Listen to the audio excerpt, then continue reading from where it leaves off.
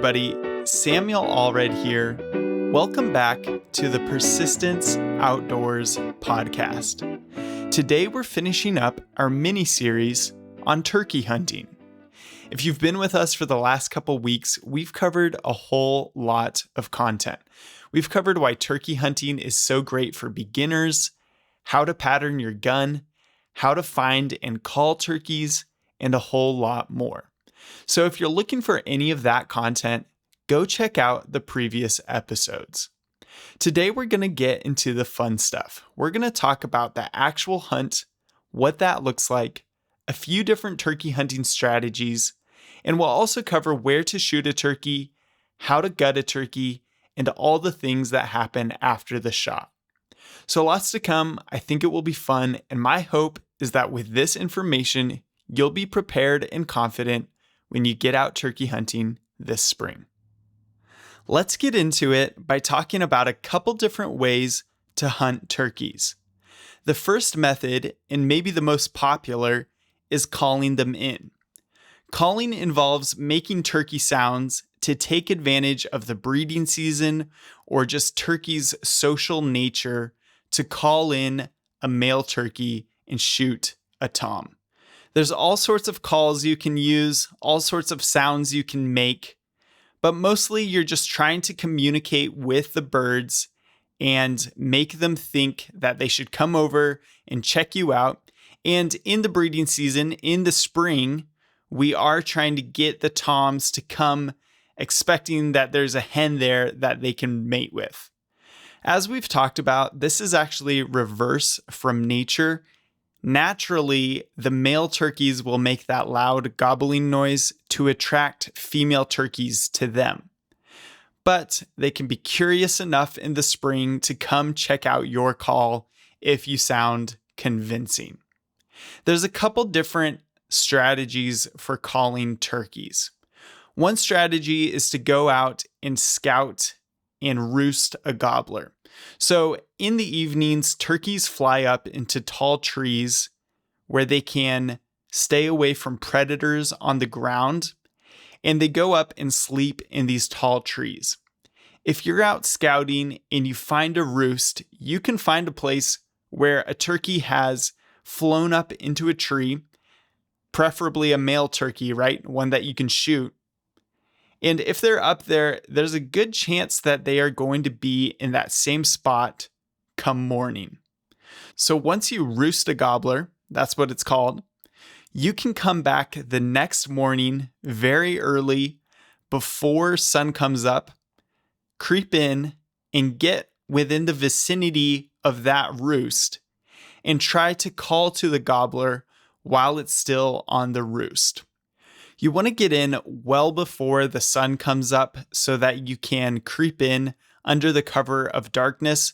Turkeys can see very well during the day, but they can't see that well in the darkness. And you also want to be very quiet so that they don't hear you and decide to go somewhere else. You want to get close enough that the gobbler can hear you, and when they fly down from the roost in the morning, they'll come to you first and check you out, and you can shoot the gobbler. This might mean 60 yards, being very tight. It might mean 150 yards. You have to think about where the gobbler is going to fly out of the tree, where it's going to land, likely in a more open area, and where it might go after it gets out of the tree. Hopefully, by calling, you can influence the direction that the gobbler goes. So it's on the roost. It hears you calling softly like a hen. It thinks the first place I'm going after I get out of my tree is over to that hen. And that's the ideal scenario. If you don't have a roosted bird, that's okay. Another strategy is to get out in the early morning, again, right as the sun is coming up. Preferably, you get out before the sun comes up and you walk out into an area where turkeys are, and then you just wait and listen for gobbles. By being in the right place at the right time, you can hear the gobblers make these noises and then go to make a play on them. So you get up, you go and stand in an area where you know there are turkeys. You make sure you're not busting birds off roosts that you could be walking by as you go in. You be very quiet and stealthy, and then you just listen. And when you hear a bird fire off, when you hear a gobbler gobble, then you determine kind of how far away from you that bird is. Is it super far away? Do you need to cover some ground? Or is it right in your vicinity and you need to sit down and start calling right away? It's kind of hard to judge how close a gobbler is until you've experienced it. So I can't really help you there. You're just going to have to go out and hear some gobblers. But you can tell if it's super far away or if it's closer up. If it's super far away, you might want to cover some ground, cut the distance, and then start calling once you're closer to the gobbler. So it doesn't seem like such a far distance for the gobbler to come to you.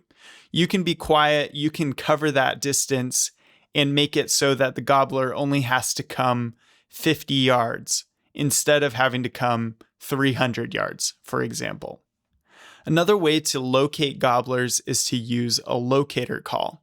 So you can use a call that sounds like a crow, that makes a loud crow noise, or that sounds like an owl, or you can even use loud cuts on a turkey call or loud yelps that will sometimes make the gobbler reflexively gobble.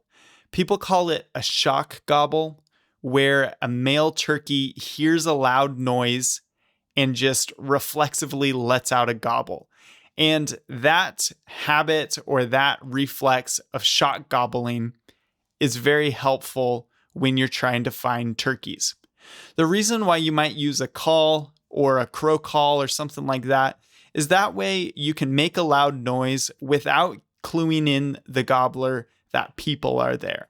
So it's nice to have something that can make a loud noise that sounds somewhat natural, and then the gobblers aren't keyed into the fact that hunters are nearby. The game is pretty much the same using a locator call. Once you hear that gobbler gobble, you assess the distance, and then you get to a place where you can set up. Ideally, when you're setting up in a way that once the gobbler can see you, or once the gobbler can locate where you're calling from, you can kill that turkey. So you might use a little bit of a rise in the topography where you can sit down at the bottom of a hill, and once the gobbler comes over that hill, maybe that's only 30 yards away and you can shoot him. Or maybe it's coming into a small clearing in thick brush where once the gobbler gets into that clearing and can now really pinpoint exactly where that call is coming from you, right? You can shoot him. If you're in an exposed area where a gobbler can see a long way, they have a very acute sense of hearing and can locate very precisely where noises are coming from. So if they can see you from, say, 80 yards, or not see you, maybe you're camouflaged well, maybe you're concealed, but if they're looking at this direction and they can hear the noises coming from right there, but they can't see a hen, there's a chance that they will hang up and just wait until they can see what's making the noise. And at that point, you might not get a shot at the gobbler because it's too far out and it's not going to come in until it verifies what's making that noise. And eventually it might see you. Eventually it might lose interest. Anything can happen at that point. So you want to set up in a way that the gobbler has to get pretty close to actually identify the source visually. And at that point, you can take the shot. Another tactic that's used for turkeys is called running and gunning. Now, you really shouldn't be running and shooting, but that's what it's called. It's just the idea that you are moving quickly, covering a lot of ground, and ready to shoot a turkey wherever you find one. The idea here is that you go out to a place where you think there are turkeys, and after you call or during your calling sequence, you wait for maybe 20 minutes, 25 minutes. And if you don't hear anything, if you don't hear any gobblers responding, then you move to your next spot. It could be 50 yards away. It could be 100. It could be further than that, just depending on the location and the topography. You're just trying to get a bird to respond to you. Chances are, when you're using this tactic, birds may hear you and come in after you leave. Birds may hear you and not respond, but it doesn't matter. You're not hunting for those birds. You're only hunting for the one bird that will respond and play ball. So you stop in one place, call for a bit, move on, stop in another place, and maybe you go to 4 different places before you even hear a gobble. But once you hear a gobble, then it's game on. Then you decide whether you need to cut the distance or if you need to set up and continue calling. There's a lot to be said about calling, but those are some of the main strategies. If you can find and roost a gobbler, you're in business. If you can get out and just hear a gobbler, you're in business. And that's really what it's all about, is just locating a gobbler and then getting into a position where you can call it the rest of the way into shotgun range so you can make a kill. When I first started out turkey hunting, I wasn't very mobile. I had an idea that I needed to find the place that the turkeys were going to go and then call and just wait. I would get out very early in the morning, maybe half an hour or an hour before the sun came up, and then hopefully my spot was the correct spot where turkeys would fly down or walk through, and then using my call, I would be able to influence them to come within range. After hunting with some people who really know what they're doing, I've become a lot more mobile. I go out, I try to find turkeys, I try to locate them, and then cut the distance and set up. So do whatever floats your boat. You don't have to run and gun. You don't have to just call and move on constantly, but you also don't have to commit for a couple hours to a place where you're not getting any turkey responses. Another way to hunt turkeys is by using decoys. Decoys are great for open fields and open spaces where turkeys can see a long way.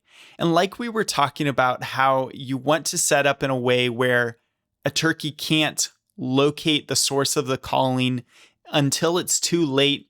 Sometimes you're hunting the edge of a field or some other open space where it's really helpful to have a visual cue as well as an auditory one.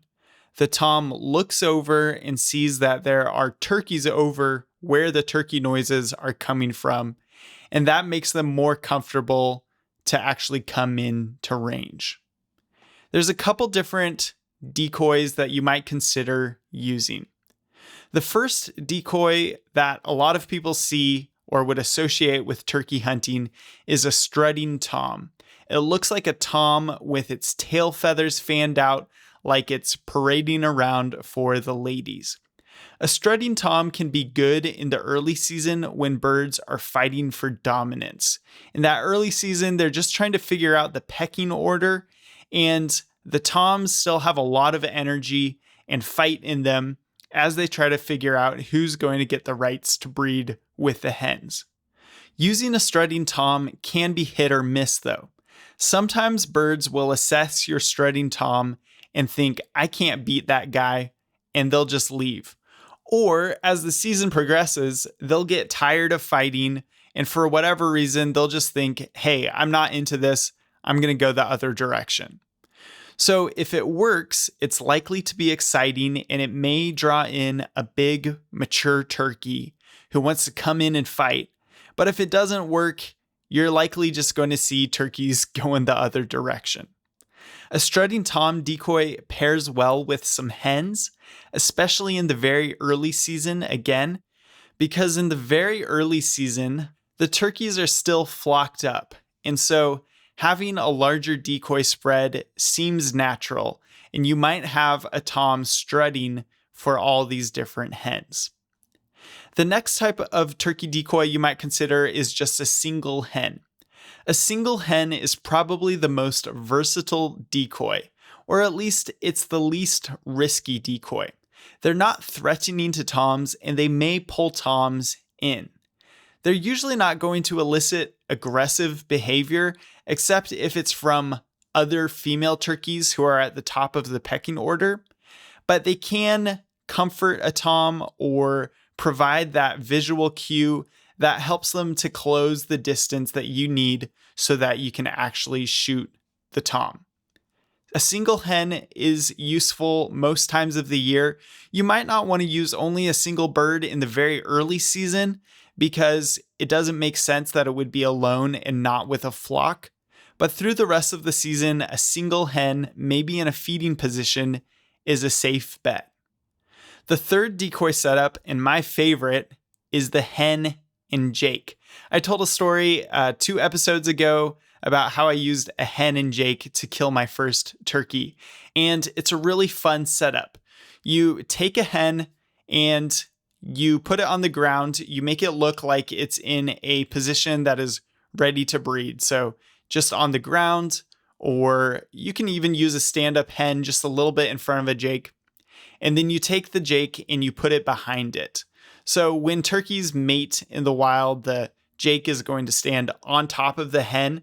So you're just trying to make it look like some breeding action is about to happen. Jakes are less threatening to other male turkeys than a strutting tom. So you can get very aggressive responses from male turkeys when they see a Jake. Jakes can't breed successfully, so they're likely to irritate and make other territorial birds angry, and actually bring them in to fight the Jake and run the Jake off. So this decoy setup can be very useful throughout the season. You have a hen that confirms the noises that the turkey is hearing. You're making hen noises on your call, most likely. And so you have a hen, and then you also have a Jake there that just ramps up the competition, ramps up the anger, and gets the birds to come in aggressively.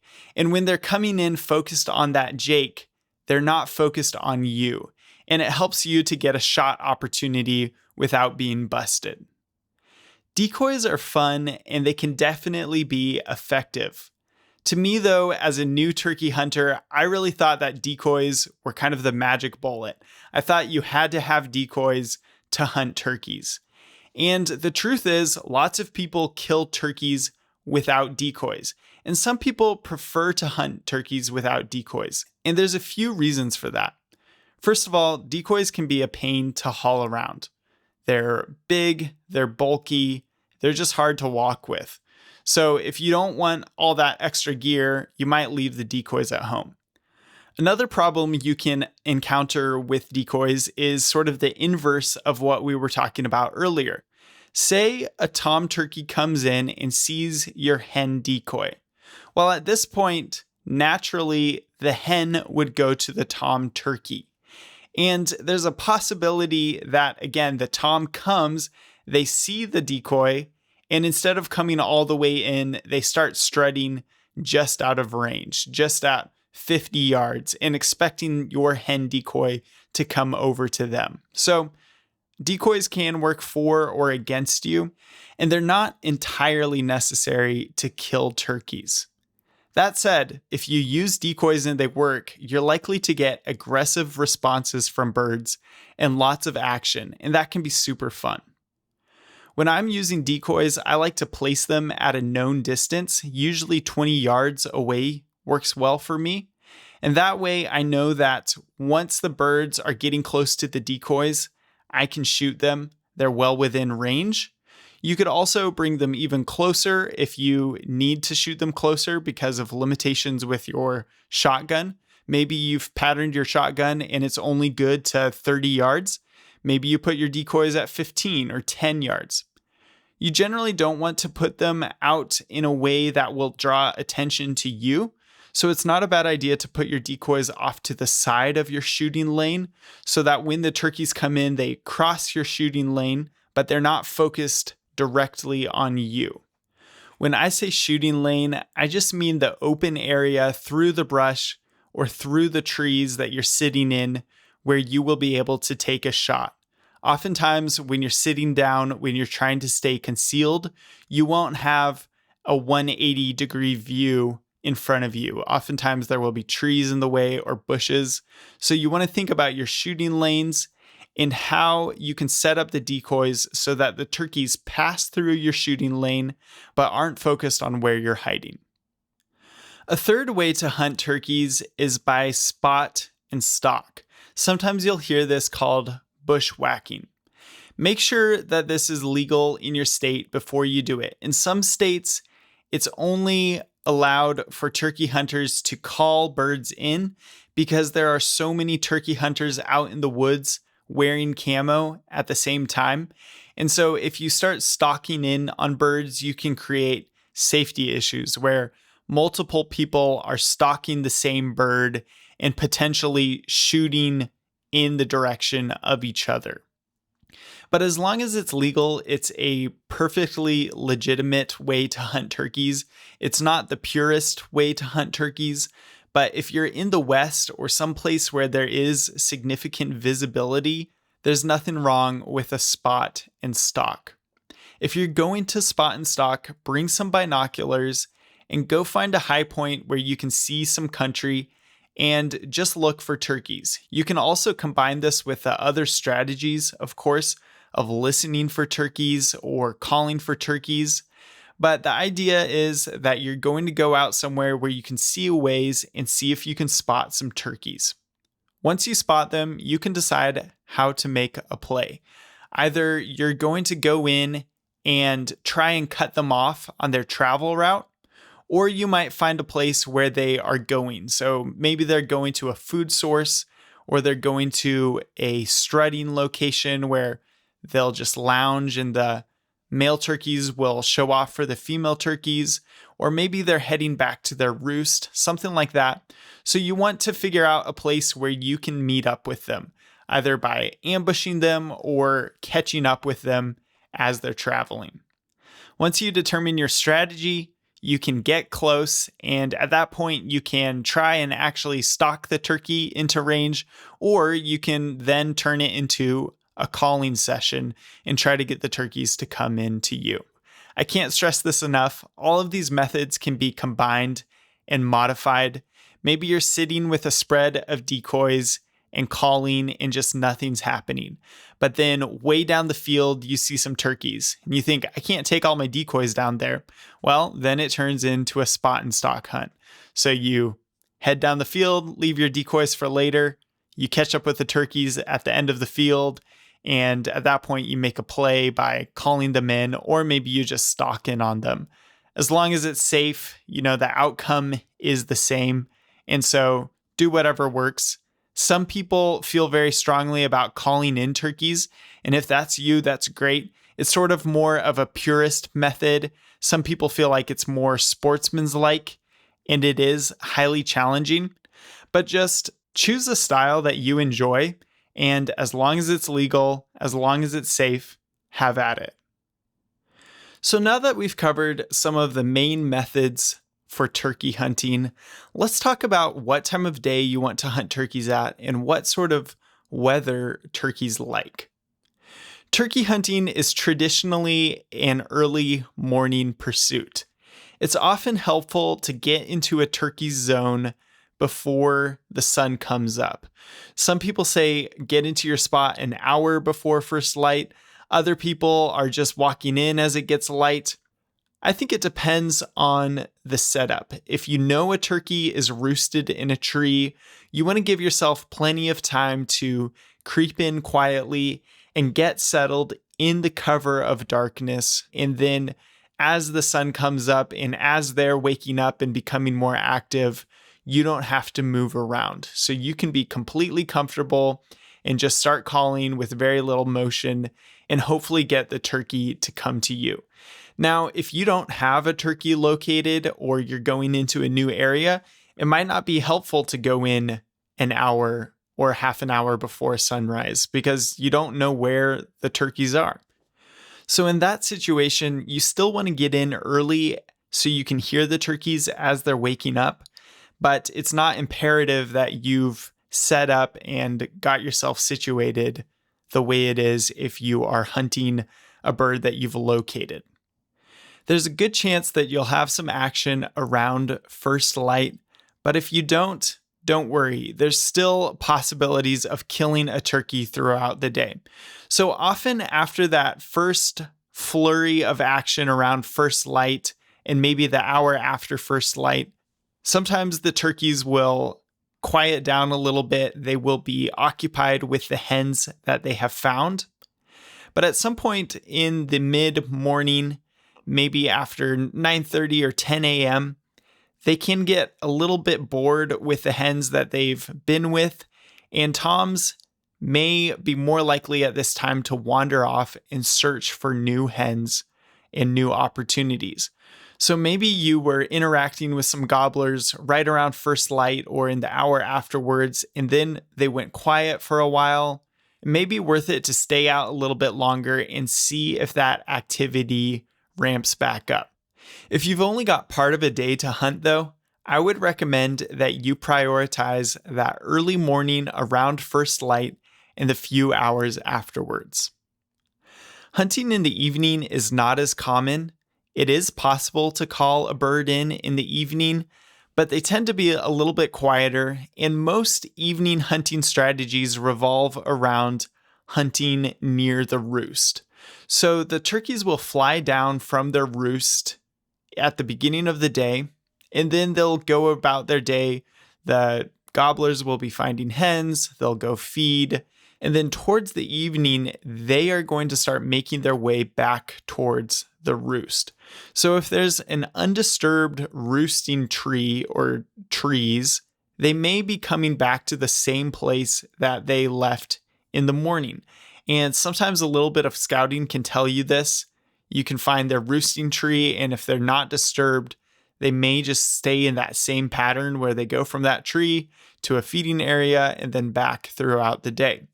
Well, your goal in the evening is generally to set up somewhere between where they've been hanging out during the day and where they're going to roost.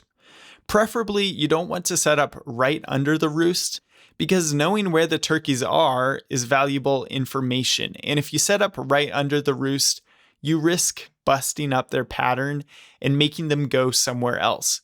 So hopefully you can cut them off in their route back to the roost without actually making them choose a completely different place to roost.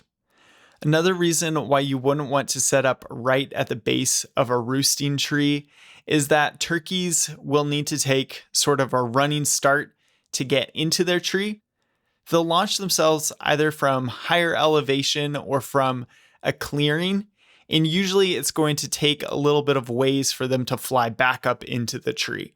So you could end up being right underneath the roosting tree and not getting a shot at the turkey on the ground because it's flown up into the tree from a different location. Let's talk about weather. What weather do turkeys like? Turkeys tend to enjoy good weather just like people. So they like clear mornings and sunshine. That's the best turkey hunting weather because the turkeys will be active and you won't get wet. Rain and fog tends to keep turkeys on the roost longer, especially when the rain and fog is limiting their visibility. That's their main defense against predators. And so if it's foggy or if it's rainy, they may just choose to stay on the roost until it clears up a bit and they can see more. In heavy rain, turkeys are likely to stay under trees for cover. In a light rain, once they come down, they often head out to fields. And this is likely because they can see a longer way in fields, so they have that visual advantage. And also because the rain will bring invertebrates to the surface and they can feed on bugs and worms that they now have access to. There's always exceptions to the rule, but if it's rainy, if it's foggy, chances are you don't have to get out at very first light. Chances are the birds are going to stay up in their trees for a couple hours until it clears up. However, it's great to be out right as the rain stops, because that's when the animals are going to get active. If they haven't ate anything throughout the day, they're going to start moving to find some food. And so if you can time it correctly so that you're getting out into the field right as the rain is stopping, there's a good likelihood that you're going to see some bird activity. One more note before we move on. If you find yourself hunting in wet conditions, make sure to keep your calls dry. A little bit of moisture can affect how your pot call or your box call functions, so try to keep your calls dry. I usually bring a Ziploc bag for my pot call and striker. I don't keep it in the Ziploc bag when it's dry because that's just one more obstacle and something that could make noise. But when it's raining, it's better to have the call dry, even if it's a little bit less accessible. All right, so let's say you've had good weather, you've had a good hunt so far, you've been communicating back and forth with a gobbler, you finally called him into range, and you're getting ready to take the shot. What do you need to do to be successful in this moment? I've got a couple tips. As the bird is coming in, try to be as still as possible. If you move at all, only move when it's looking away. Turkeys, like we've talked about, have great eyesight, and they will spot you, especially if you're moving around. Another thing you need to do as the turkey is coming in is identify that it's a legal bird. Often this will have to do with whether they have some sort of beard or not. So you may be in a unit that allows any bearded turkey to be shot. And if you're in that sort of unit, you just need to look for the little feathers that stick out on their chest. They look kind of like long, thick black hairs. And they're just these little feathers that you call the turkey beard. And if you see those feathers on its chest, you know that in any bearded bird unit, you can shoot it. In other units, you'll have restrictions based on how long the turkey's beard is, as in greater than 4 inches or greater than 6 inches. In this case, you want to be positive that that turkey has a beard that's long enough. And if you don't feel certain, you can't take the shot. As the turkey is coming in, you may need to adjust your position to shoot the turkey. One way to do this is to wait for the turkey to fan up and look away. So sometimes the turkey will come into your decoys or come in near you and be strutting. And often they make these little circles when they're strutting. So it will open up its tail feathers, fan up is what we call it, open up its tail feathers, and sometimes then it will look away from you. Or its tail feathers will just block its head from you and block its view. And that's a good moment to then adjust and get your shotgun aimed at the turkey's head and neck. A turkey's not always going to fan up, so you may wait till it goes behind some sort of structure like a tree, or if you need to, you can just make a swift movement and shoot the turkey before it has a chance to get away. When you're aiming at a turkey, you want to aim where the feathers meet the skin on their neck. So they'll have some black feathers, and then the feathers will stop, and there will just be the fleshy red, white, or blue skin going up from there. And that's where you want to aim. It's intuitive to aim right at the turkey's head, but you have to remember that the turkey's head is always moving, and it's often bopping up and down, up and down. So you want to aim a little bit lower than that, so that if the turkey's head goes down, you're still making a vital shot. It also just puts you more centered on the neck, because if you hit the neck, if you hit those neck bones, that can be a killing shot as well. So aiming a little bit lower than the very center of the turkey's head allows you a higher percentage of making a good shot and not missing. It seems unlikely with a shotgun, but people do miss turkeys, and what happens is they often miss high. Sometimes a turkey will come in very close and they'll aim right at the head, and then they'll shoot. The turkey drops its head right before they shoot, and they've got a very tight pattern that just goes right over the turkey's head because the turkey is so close. So aiming a little bit lower at that neck can solve that problem most of the time. After you've shot the turkey, it's likely that it will keep moving. Even if it's down and it has its head on the ground, it will likely keep kicking and flapping its wings. So don't be alarmed at this. This is pretty normal. You do want to assess, though, whether you need to shoot the turkey again. Usually for me, if the turkey still has its head up, I'm going to shoot it again in the head. If you make a marginal shot, you hit a little bit too low and hit the body, chances are that the turkey will fall over and maybe roll, but it may be able to get up again and run away or even fly away. So if you think you've made a bad shot or it just doesn't look like it's authoritatively down, go ahead and shoot it again. There's no problem with that. And I think we have a responsibility to kill animals as quickly as possible. When you're approaching a turkey you just shot, watch out for its spurs. Especially old gobblers can have these long claws on the back of their feet. And if they're flailing around or they've still got some life in them, they can easily jump up and spur you and do some pretty bad damage. So make sure you're wary of those spurs. If it's down and it's just dumping energy and kicking, maybe just step back and let it go through that process. Or you can go up and step on its neck, but just be wary of those spurs and make sure that you don't get clawed. Once you've made sure that the turkey isn't going anywhere, at that point you should unload your gun and make it safe so that you don't have to worry about that as you're gutting the turkey and walking out. So at this point, you've shot a turkey, your hard work has paid off, and it's super exciting. Take a moment to get some photos, look at the bird, enjoy your success, and then you can move on to the next step. It's a good idea to gut a turkey soon after you've killed it. Gutting a turkey is pretty simple.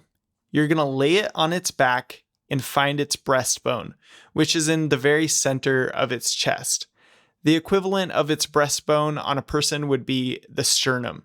So you're going to find the very point of the breastbone all the way towards the tail, or the very tip of the sternum. Then you're also going to find its vent. Its vent is the hole where it defecates and urinates and all of that stuff. You're going to find that. It's right near the tail. And then in between the vent and the tip of the breastbone, you're going to start by plucking some feathers. Just a small patch, not the entire bird. What I've found is that it's better to gut the bird with the feathers on because the feathers will protect the skin and the meat from all of those juices and blood and entrails and things that come out when you're gutting the bird. So it's best to only pluck some feathers and then gut it. And then if you get any blood or anything on those other feathers that are still on the bird, you can just remove those later. And underneath, the skin will be protected and you won't have to cut it away when you go to eat it. Once you've plucked down to the skin in the area between the tip of the breastbone and the vent, you can then take a knife and make a small incision in only the skin. Try not to jab your knife in. If you have a 3-inch blade, for example, you don't need to go all the 3 inches in. You really just need to do a little cut across. And you can grab some of the skin and pull it up off the body to help you make that first cut. Once you make that cut in, you won't have to go far to get into the body cavity, but not so deep that you're cutting through the entrails and through the digestive system. So once you make that incision, you'll just put your fingers in and pull it apart a little bit, just widen it a little bit, and then you're going to take your hand and shove it all the way up there into the body cavity of the bird. You're trying to go all the way up to where you think the lungs and the windpipe might be. And at that point, you just grab everything that you can and pull it out. It's a little bit gross the first time you do it. You're going to get some blood on your hands. There might be some juices from the entrails, but you just need to grab it and pull it out. This may take a couple tries, but you want to get everything that you can out of there. Gutting the bird both removes the entrails that you're not going to eat, and it also helps the bird start to cool down. And so once you've gutted the bird, you've bought yourself some time when it comes to further processing the bird and making sure that the meat doesn't spoil. When you're pulling all those entrails out, I recommend that you grab the heart and the liver, and then also the gizzard if you'd like to. The heart and liver taste great. I'll eat them every time. I honestly haven't found a great way to cook a gizzard, but there are people who like the gizzards, and I think they're cool to look at, so I would grab that as well. The heart and liver are pretty easy to identify. The heart looks just like any other heart that you've ever seen in an illustration or from another animal. And the liver will usually be sort of a dark pink or a dark red color. Sometimes it will even be a little bit yellowish if it's fat. Once I killed a fall turkey and it was real fat and it had a completely yellow liver. It tasted really good. So the heart and liver aren't too hard to identify. And then the gizzard is almost like a little hockey puck. It's very apparent. It's hard. You'll know it when you grab onto it. So set those aside somewhere clean away from the gut pile so you can eat them later. Once you've got everything out, you'll notice that the digestive system is still connected to the vent. Just go ahead and cut away around the vent, and that digestive system will come right out, and you'll get rid of the vent as well. At that point, your bird is gutted and you're ready to head back to the truck. Once you're ready to process the bird, you have two main options. You can either pluck the bird or you can skin the bird. So plucking is where you're going to hang the bird up, maybe with some parachute cord or twine, and just like it sounds, you're going to pluck every feather off of that bird. It's much easier done when the bird is still warm and fresh. So if you're going to pluck the bird, it's a good idea to get to it as soon as possible. The smaller feathers will come off easily in big bunches. The bigger feathers will be a bit tougher. And then the wing feathers often won't come out at all unless you've got some pliers. So sometimes I just cut those off with my knife or with some poultry shears and don't worry about plucking those completely. When you're plucking, you're probably trying to preserve the skin, so be careful not to just be completely tearing up the skin. The first couple times you do it, it's probably inevitable until you get the hang of it. And if you've hit the turkey low at all, if you've got any shot in the breast, you may have some holes in the skin already. That's okay, but try not to tear the skin as much as possible. The advantage of plucking a bird is that you get all the possible meat off the bird.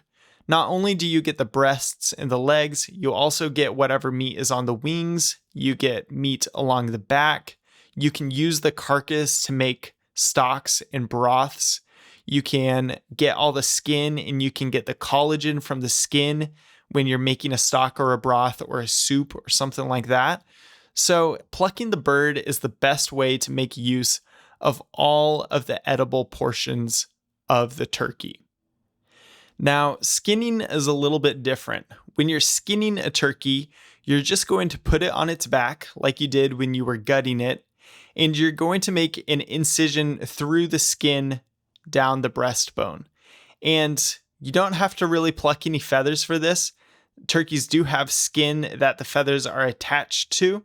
So once you cut away the skin, the feathers will come off with it. So from your initial incision, you'll just pull the skin up and start cutting between the meat and between the skin and peeling it away, and then cutting a little further and peeling it away until the whole breast of the turkey is exposed, both sides.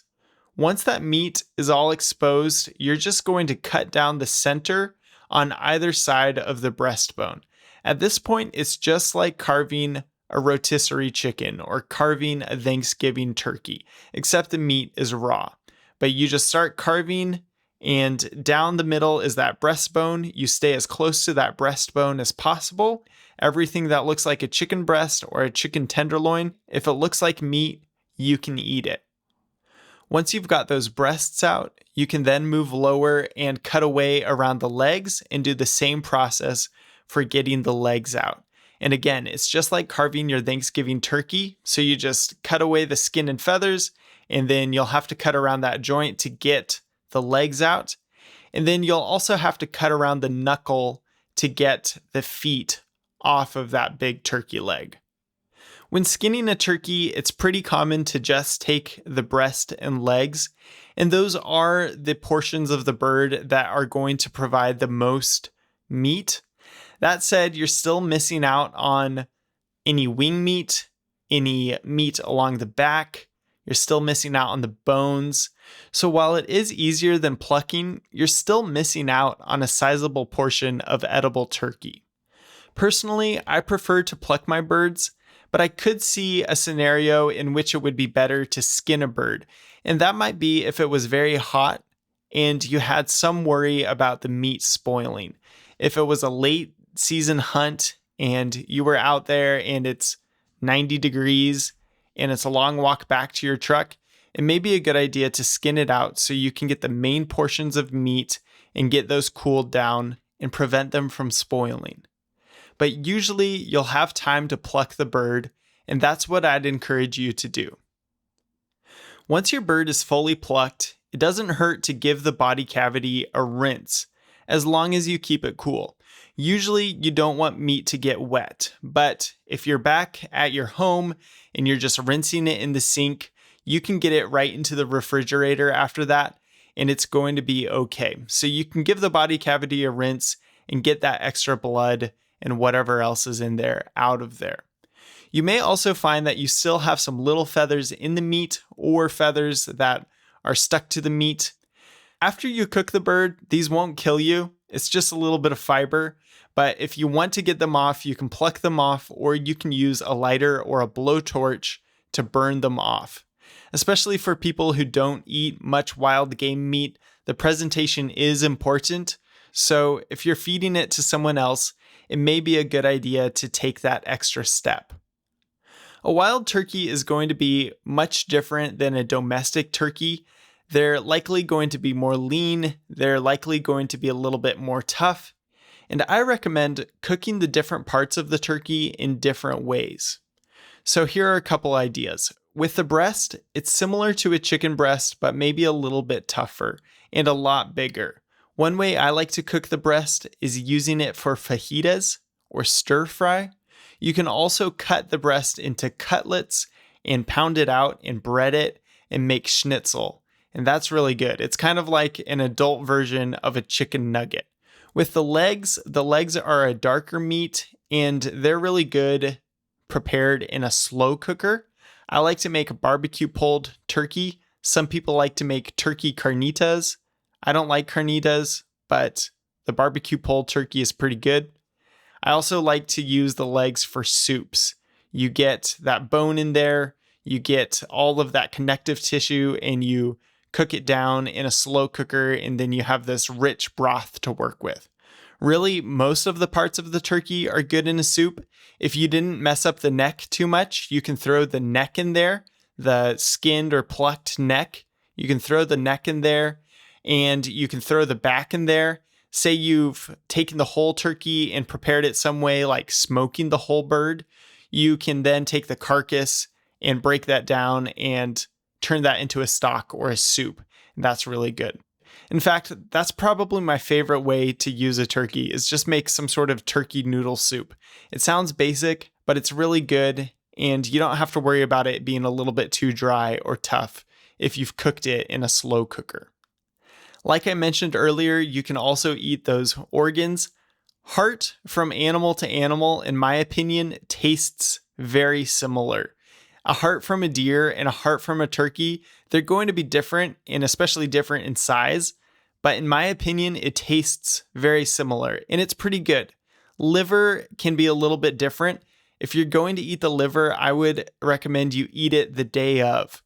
Liver is best when it's fresh. I liken it to fish. If you leave it for a while, it starts to turn bad, even though the fresh product can be really good and tasty. So if you're going to eat the liver, I recommend you try that right away. Usually that heart and liver ends up being lunch for me or some sort of snack. Like I said earlier, I haven't figured out a good way to eat a gizzard yet. So if you know a way to make a gizzard not taste like styrofoam, please let me know. Shoot me an email at persistenceoutdoors2022@gmail.com. Drop a comment and let me know because I'd love to hear your recipe. All right, well, that just about covers it. To wrap this up, I want to give you a few bonus turkey FAQs, frequently asked questions. So the first one is, and we touched on this earlier, but the first one is, do I have to call turkeys in? And the answer is no, you don't have to call turkeys in. In some places, you may be restricted on spotting and stalking turkeys. You may not be allowed to do that, but you could use decoys, or if you happen along a turkey, you could shoot it. You don't have to call them in. Now, the most popular way of hunting turkeys these days is to call them in. And so it's a good idea to start learning to call. And I think you'll have a lot of fun with it and you'll be able to interact with the birds. But you don't have to feel bad about shooting a turkey that you didn't call in. Another question that's asked a lot is it okay to shoot jakes? My answer to that is if it's legal, then yes, it's okay to shoot jakes. So as long as there's no stipulation on how old the bird has to be or how long its beard is, then go ahead and shoot jakes. Some people might prefer to pass on a jake so that it can grow into a bigger, older bird in another year. Or maybe you're hunting with a group of people at a hunting camp or on private property, and they don't want you to shoot jakes just out of tradition or because they're trying to let their birds grow. In that case, then don't shoot jakes. Respect the people's traditions, right? But if you're on your own, especially if it's one of your first turkey hunts, there's no problem with killing jakes as long as it's legal. If the state needs jakes not to be killed for some reason, then they will change their regulations and make it illegal to kill jakes. So as long as it's legal, go for it. And I'd even encourage you to shoot a jake if you have an opportunity and you're newer to turkey hunting. When you're newer, it's a good idea to take the opportunities that you have, and then you get to experience the hunt from the start to the finish. You're able to experience taking the shot and processing the bird and enjoying the meat and all of that. So if I were you and I were new to turkey hunting, I likely wouldn't hold out for an older bird if I had a good opportunity on a jake. The last question for today is, can I shoot a turkey out of a tree? This question is a little bit more nuanced. First, check your regulations. In some places, it's illegal to shoot a turkey out of a tree. Secondly, be wary about messing up a roost. If you know where the turkeys are roosting and you go and shoot a turkey out of that tree, you could be ruining a hunt for other people who have located that roost.